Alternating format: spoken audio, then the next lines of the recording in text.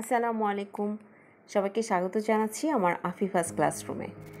আমার আজকের বিষয়টা হচ্ছে আমরা লাইন সোজা করে কিন্তু মাত্রা একটু বাঁকা করে অর্থাৎ কার্ভ করে লিখতে চাই। আমরা অনেকেই স্ট্রেট লাইনে বা স্ট্রেট মাত্রায় লেখাটা খুব একটা পছন্দ করি না বা দেখতে অনেক সময় অনেক বাচ্চাদের মতো হয়ে যায়। তো আমরা যদি বিভিন্ন ধরন করে লিখতে চাই বা লেখার মধ্যে একটু আর্টিস্টিক ভাব নিয়ে আসতে চাই, তাহলে সেক্ষেত্রে আমাদের কার্ভ মাত্রায় লেখাটা অনেক সুন্দর লাগে। কিন্তু প্রথম পর্যায়ে সাদা খাতায় মাত্রা কার্ভ করে লিখতে গেলে অবশ্যই আমাদের লাইন বাঁকা হয়ে যাবে। তাই প্রথমে আমাদেরকে প্র্যাকটিস করতে হবে লাইন টানা খাতায়। লাইন টানা খাতায় আমরা ধীরে ধীরে মাত্রাটা কার্ভ করে করে প্র্যাকটিস করব। এবং মাত্রা কার্ভ করার সময় দেখা যায় অনেকেই শুধু অক্ষরগুলো বা শব্দগুলো লেখার পর পরবর্তীতে ঢেউ ঢেউ করে বা জিগজ্যাগ করে মাত্রা দিয়ে থাকি। এক্ষেত্রে আমাদের পূর্ণমাত্রা অর্ধমাত্রার বর্ণগুলো ভুল হবে বা দেখতেও অতটা সুন্দর লাগে না, অনেক বেশি আর্টিফিশিয়াল হয়ে যায়। কিন্তু আজকে আমি যেভাবে মাত্রা কার্ভ করে লিখছি, এই লেখার ক্ষেত্রে আমি প্রত্যেকটা বর্ণকে যখন লিখছি, প্রত্যেকটা শব্দ যখন লিখছি, তখন মাত্রাটা কার্ভ করে দিচ্ছি। একটু লক্ষ্য করলেই দেখবে আমি প্রত্যেকটা শব্দ লেখার সময় মাত্রা কার্ভ করেই চলে যাচ্ছি।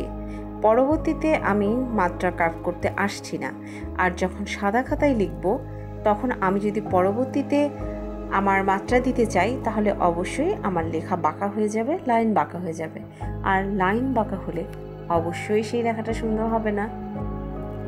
তাই প্রথম কাজ হচ্ছে আমরা যদি একটু লাইন টানা খাতায় প্র্যাকটিস করে নিই কিছুদিন, তাহলে আমরা সাদা খাতাতেও সুন্দর কার্ভ করে লিখতে পারবো। আর সাদা খাতায় মাত্রা কার্ভ করে লিখেও লাইন কিভাবে সোজা রাখা যায় এবং প্রথমে লিখে নিয়ে পরে কিভাবে মাত্রা দিয়ে কার্ভ করা যায়, এই দুটো প্রসেস আমি আমার পরবর্তী ভিডিওতে দেখিয়ে দেব।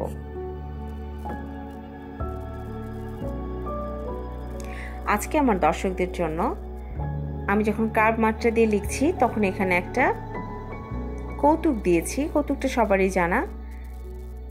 কৌতুকটা হচ্ছে, বল্টুকে তার বাবা বলেছিল, বল্টু আমাকে একটা চিঠি লিখে দিত। বল্টু গোমরা মুখে এবং ভাবগাম্ভীর্যের সাথে উত্তর দেয়, আমার পায়ে ব্যথা, আমি লিখতে পারবো না। বাবা খুব অবাক হয়ে যায়, ছেলে আমার লিখবে হাত দিয়ে, পায়ে ব্যথার সাথে কি সম্পর্ক? তখন তাকে বলে, তোর পায়ে ব্যথাতে কি সম্পর্ক, কি সমস্যা হবে লিখতে? তখন বল্টু বলে, আমার হাতের লেখার যা ছিঁড়ি, এই চিঠি যাকে দেব, আমার চিঠির সঙ্গে গিয়ে তাকে চিঠিটা পড়ে দিয়ে আসতে হবে। এ থেকে আমরা কি বুঝলাম? হাতের লেখাটা সুন্দর আমরা তখনই বলতে পারি যখন লেখা পরিচ্ছন্ন হয় এবং অন্যে তা সহজেই বুঝতে পারে, পড়তে পারে। তো আমরা অনেকেই হয়তো ভাবতে পারি যে এখন তো লেখার দিন শেষ, এখন আর তেমন লিখতে হয় না, তাহলে হাতের লেখা নিয়ে এত কথা কেন? আমি মনে করি আমাদের হাতের লেখাটা যখন সুন্দর, পরিচ্ছন্ন এবং পড়ার উপযুক্ত হয়, দেখলেই মনটা ভালো হয়ে যায়, তখন শিক্ষক স্বাভাবিকভাবেই সেই শিক্ষার্থীকে একটু হলেও মার্কস বেশি দেয়।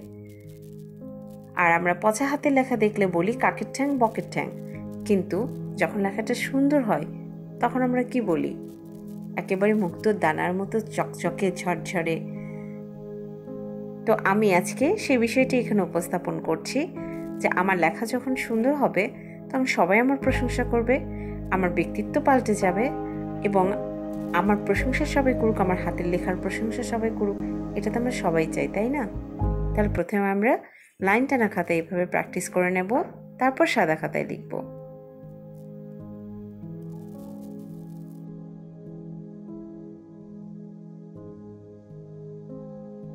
একটা জিনিস মাথায় রাখতে হবে, যে বয়সী আমি হই না কেন, আমি যদি হাতের লেখা সুন্দর করতে চাই, তার জন্য এটা কখনোই ম্যাটার করে না যে আমি কি শিখে এসেছি সেটা এখন পাল্টাতে পারবো না, এটা কখনোই না।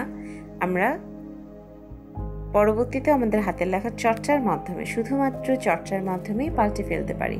সেক্ষেত্রে আমাদের যার হাতের লেখা সুন্দর হয় বা যে স্টাইলটা পছন্দ হয় সেটাকে সামনে রেখে ওই স্টাইলটাই ফলো করা উচিত। তার মাত্রাগুলো কেমন, তার কার চিহ্নগুলো কেমন, তার শব্দ লেখার ধরনটা কেমন, এগুলো লক্ষ্য করে আমরা লেখাটা প্র্যাকটিস করে যাব। একটা সময় গিয়ে দেখব যে আমাদের লেখা অনেক সুন্দর হয়েছে।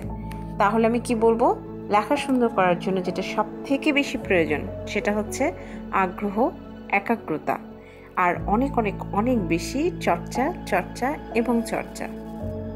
আপনি যত বেশি চর্চা করবেন, সেটা হাতের লেখাই কেন, যে কোনো বিষয়ে যত বেশি চর্চা করবেন সেটা তত বেশি সুন্দর হয়ে যাবে এবং সেক্ষেত্রে তার তত বেশি দক্ষতা অর্জন হবে। তাহলে আমরা হাতের লেখা সুন্দর করতে আর কি ভয় পাবো? খুব একটা ভয়ের কিছু না। এটা আসলে আমরা যদি একটু নিজেদেরকে মনোযোগী করে হাতের লেখাটা প্রতিদিন 15 মিনিট 20 মিনিট করে প্র্যাকটিস করি, তাহলে আমাদের লেখাটা অনেক সুন্দর হয়ে যাবে। এবং পরবর্তীতেও আমি এরকম হাতের লেখার উপর এবং অন্যান্য আরও অনেক বিষয়ে আমার ক্লাসে আলোচনা করব। তার জন্য আপনাদেরকে আমার সঙ্গে চাই। তো আমার চ্যানেলটাকে সাবস্ক্রাইব করবেন এবং অবশ্যই ভালো লাগলে তবেই লাইক দেবেন।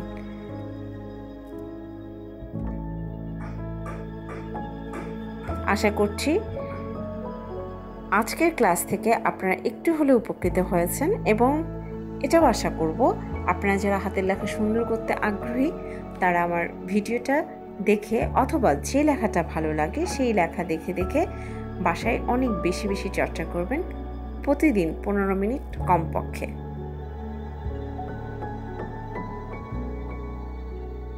এবং রিকোয়েস্ট করব আমার চ্যানেলের সঙ্গেই থাকবেন এবং আমার ভিডিওগুলোর ভালো মন্দ সব রকম মন্তব্য করে আমাকে এগিয়ে নেবেন আপনারা। ধন্যবাদ সবাইকে। সবাই ভালো থাকবেন, সুস্থ থাকবেন। আসসালামু আলাইকুম।